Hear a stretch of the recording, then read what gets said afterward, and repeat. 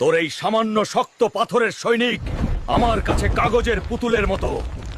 তোকে আজ আমার থেকে কেউ রক্ষা করতে পারবে না।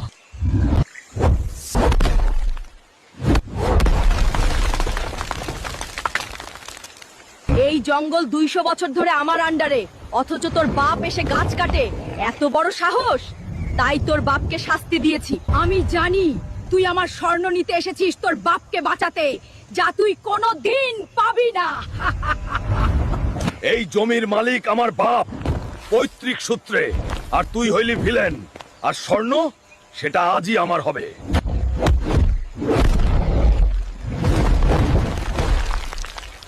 তুই আমার বাপেরে ক্ষতি কইরা আমার কলিজায় আঘাত দিছস, আর তোর রক্ষে নাই। তোর আজ শেষ। স্বর্ণ বের